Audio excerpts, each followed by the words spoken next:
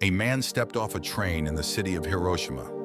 His name was Tsutomu Yamaguchi. He was 29 years old, an ordinary engineer with an ordinary life. He had no idea that within the next 3 days, he would witness the two most destructive events in human history and somehow walk away from both. This is the story of the man who survived the unsurvivable, twice. In the summer of 1945, the Second World War was reaching its brutal final chapter. Japan was exhausted. Its cities were being bombed, its people were starving, and defeat was slowly closing in.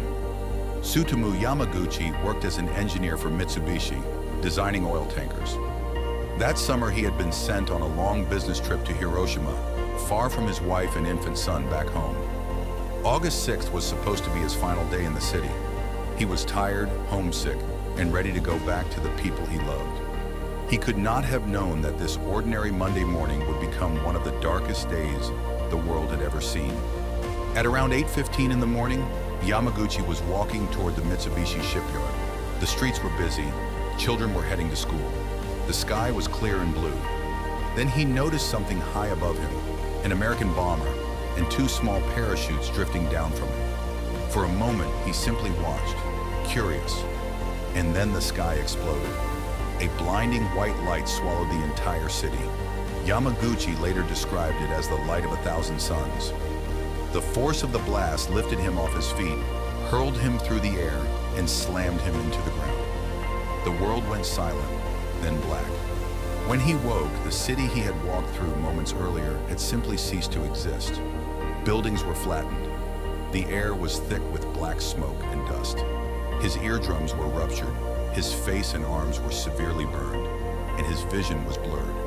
He was less than 2 miles from the center of the blast, a distance that killed almost everyone else. Around him, the survivors wandered like ghosts. Somehow, through the chaos, Yamaguchi found the strength to move. He crawled to an air raid shelter and spent the night among the dying. All he could think about was his family. He had to get home. And home was a city called Nagasaki.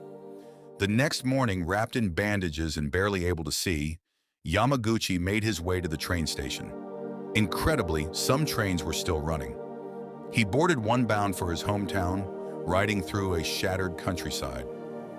After a long and painful journey, he finally arrived in Nagasaki. He reunited with his wife and son, who were shocked to see the state he was in. He was burned, deafened, and traumatized, but he was alive. He believed the worst was behind him. On August 9th, just 3 days after Hiroshima, Yamaguchi returned to work. Bandaged and weak, he stood in his office explaining to his disbelieving boss what he had witnessed. A single bomb that had destroyed an entire city in one blinding instant. His boss told him it was impossible. He called Yamaguchi insane, and at that very moment, at 11:02 in the morning, the sky over Nagasaki turned white. The same blinding light, the same wave of heat, the same impossible force. A second atomic bomb had detonated, and once again, Tsutomu Yamaguchi was less than 2 miles away. The blast tore through the building, but this time, his bandages and the office walls shielded him from the worst of it. He survived again. Now he faced a terrifying question. Was his family safe?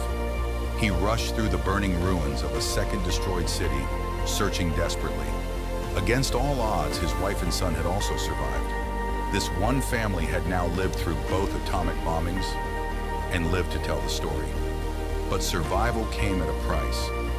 In the weeks that followed, Yamaguchi suffered the horrors of radiation sickness. His hair fell out, his wounds refused to heal, and he was gripped by fever. For decades, he carried both the physical scars and the invisible weight of what he had seen. He rarely spoke about it. It was only late in his life that he finally began to share his story with the world. Not for attention, but as a warning. Tsutomu Yamaguchi did not just survive. He lived to the age of 93, passing away in 2010.